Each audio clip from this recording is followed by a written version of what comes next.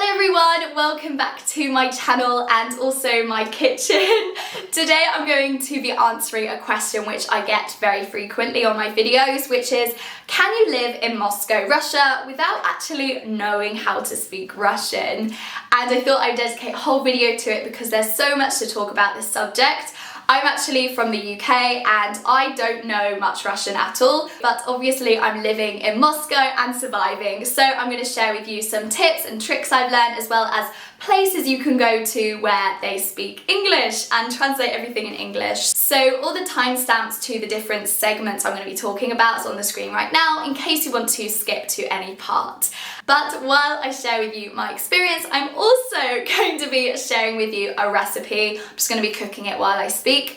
And this recipe is obviously a Russian recipe and it's called Kapustная солянка с мясом, and the direct translation I believe is like pork hodgepodge or cabbage hodgepodge, which doesn't make much sense in English, but there you go. I also calculated how much this recipe costs to make, which is around 470 rubles. So if you're from the UK, that's around £4.70 to make. So the first step for this recipe is you just need to put the meat into a saucepan and cook it. So the meat that this recipe needs is bacon. They were just strips of bacon, which I've just chopped up kind of finely. I'm just going to put that into the fry pan. There's actually no need for oil in this recipe because the bacon obviously has a lot of fat, which kind of comes out and acts as an oil, because obviously oil is a fat. You're also going to need some pork. These kind of came in big chunks, which I kind of chopped into smaller chunks.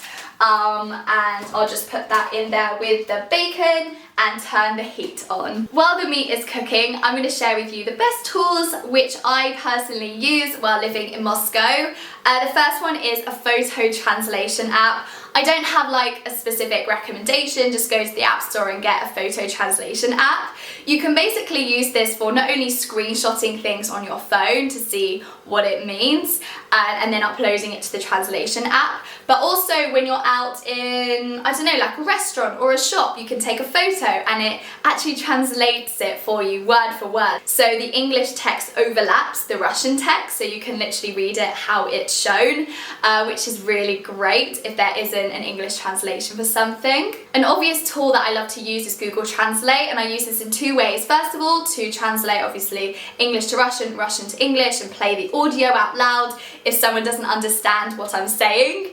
But also I like to have the Chrome extension on my laptop. For example, when I bought this camera, I bought it off a Russian camera site and I needed to translate everything to make sure I was buying the right thing. So I just had the Google Translate extension on and it translated everything into English, so I could obviously understand every single word and I knew what I was buying.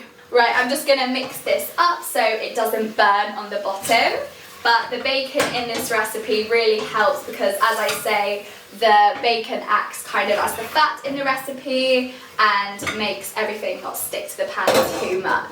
An essential app that you have to have on your phone while living in Moscow is Yandex. Yandex is actually one of the biggest companies in Russia, and it's like a mix between Google and Uber and Deliveroo all in one app. It's amazing, and you definitely have to have it specifically for taxis because as a foreigner, even if you're speaking Russian, you're gonna have an English accent, and because of that, taxi drivers will try to rip you off and maybe put you in very uncomfortable situations.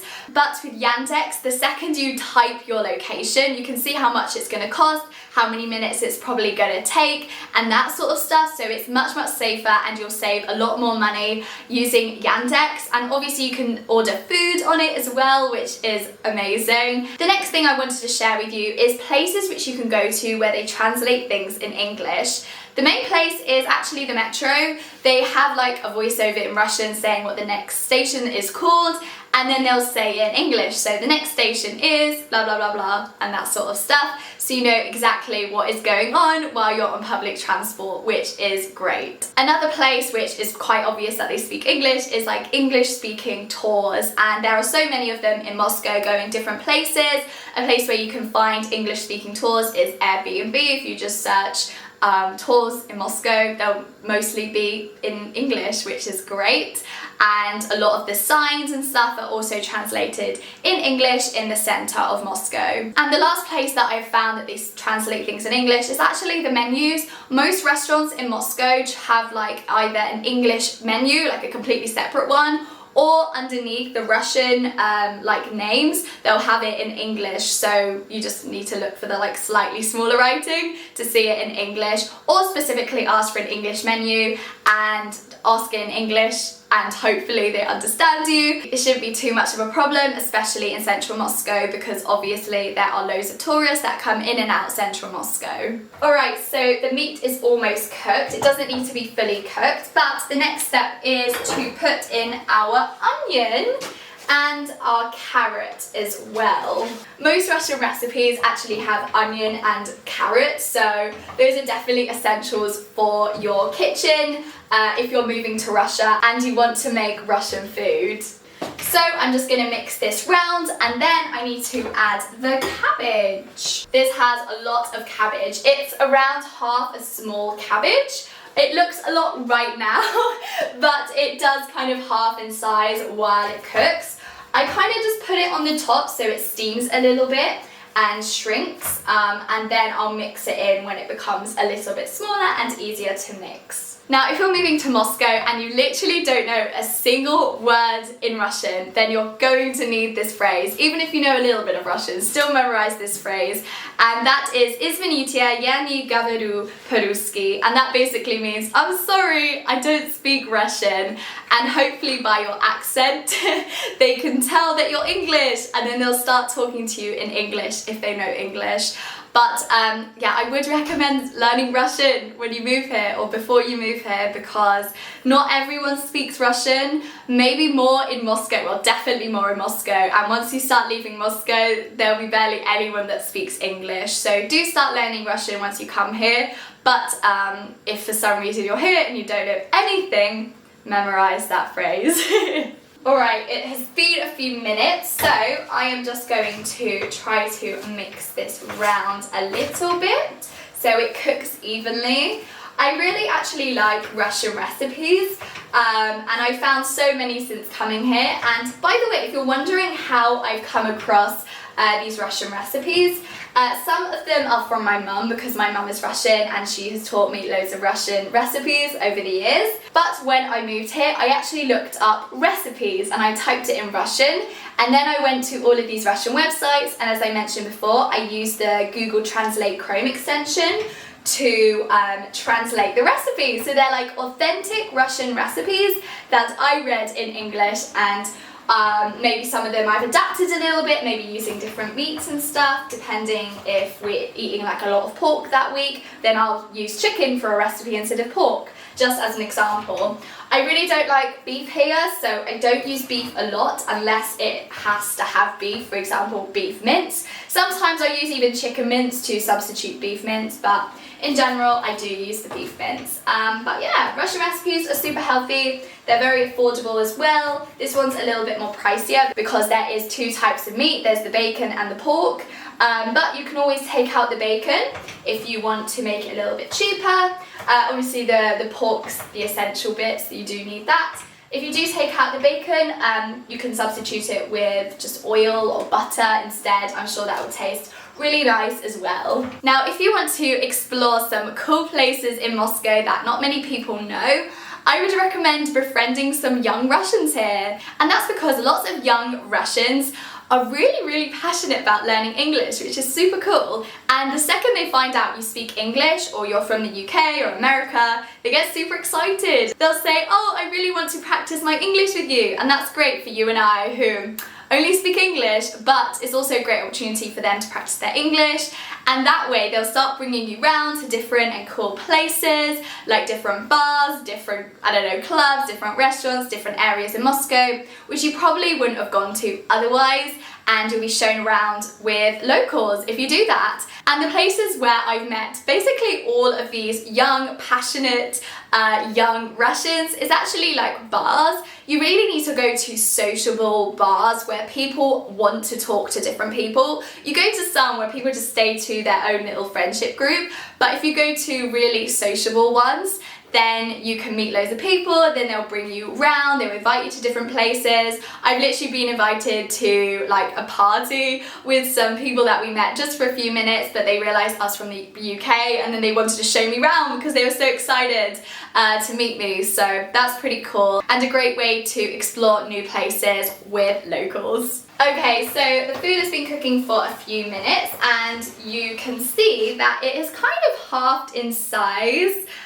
Which is great. Well, the cabbage I'm talking about, not the whole dish.